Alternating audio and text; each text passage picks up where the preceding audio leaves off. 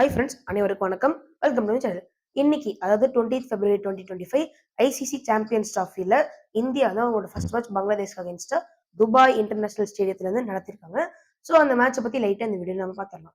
So first Bangladesh வந்து toss ஜெயிச்சு batting choose பண்ணாங்க. அதுல ஓப்பனர்ஸே வந்து சரியான சொதப்பல் பண்ணிட்டாங்க. நீங்க பாத்தீங்கன்னா பங்களாதேஷ் பேட்டிங்ல ரெண்டு பேர் தான் நல்லா விளையாடுனாங்க. அவங்க யாருன்னா ஜாக்கர் அலி, இன்னொருத்தர் வந்து தௌஹித் சிர்தாய். ஜாக்கர் அலி வந்து 114 பால்ஸ் 68 ரன்ஸ் அடிச்சாரு. ஒரு ஒரு நல்ல நாக். அதுக்கு அடுத்தது ஹிருதய் தௌஹித். அவர் வந்து கொஞ்சம் அந்த மேட்சோட சீரியஸ்னஸ், அந்த ரெஸ்பான்சிபிலிட்டிஸ் எல்லாம் எடுத்து அவர் வந்து பங்களாதேஷ் டீம் சார்பா ஒரு செஞ்சுரி அடிச்சு மாசா விளையாடி இருந்தாரு. சரி, ஓகே.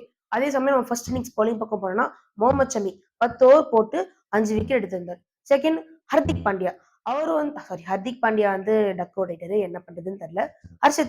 ஹர்ஷித் ராணா வந்து 7.4 ஓவர்ஸ் போட்டு 3 விக்கெட் எடுத்திருந்தாரு.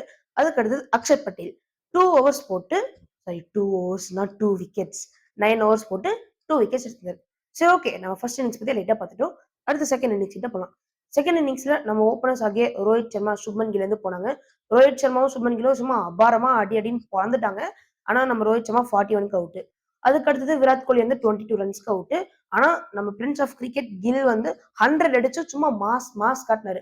அதுக்கு அடுத்தது விராட் கோலி அவுட் ஆனதுக்கு அப்புறம் ஸ்ரேயஸ் ஐயர், அக்ஷர் பட்டேல் லைட்டா ஆளுக்கு ஒரு 4 அடிச்சு முடிச்சுட்டு அவங்களும் போயிட்டாங்க. கடைசியில ராகுல் அவர் வந்து ஒரு 41 அடிச்சு நாட் அவுட்ல இருந்தாரு. சோ கடைசியில சுப்மன் கில் அப்புறம் ராகுல் 2 பேருமே நாட் அவுட்ல இருந்து சும்மா அடிச்சு பொழைச்சு வந்து இந்த மேட்ச் ஜெயிச்சிருக்காங்க. அதுவும் அதே சமயம் செகண்ட் இன்னிங்ஸ் போலிங் பக்கம் போனோம்னா ஹொசைனும் ஒரு லெக் ஸ்பின்னர் வந்து 2 விக்கெட் எடுத்திருக்காரு. அப்புறம் வந்து நீங்க பாத்தீங்கன்னா முஸ்தபிசுர் ரஹ்மான், நம்ம சிஎஸ்கே பிளேயர், அவர் ஒரு விக்கெட் எடுத்திருக்காரு. அதுக்கப்புறம் டஸ்கின் அகமது வந்து ஒரு விக்கெட் எடுத்திருக்காரு. சரி, ஓகே. இந்தியா வந்து இந்த மேட்ச 6 விக்கெட் வித்தியாசத்துல இருந்து ஜெயிச்சிருக்காங்க. இதே மாதிரி அடுத்து இந்தியா வந்து நியூசிலாந்து கூட தான் மேட்ச் விளையாட போகுதுன்னு நினைக்கிறேன். அந்த மேட்சோட டீடைல்ஸ் அடுத்த வீடியோல பார்க்கலாம். அது வரைக்கும் நன்றி, வணக்கம்.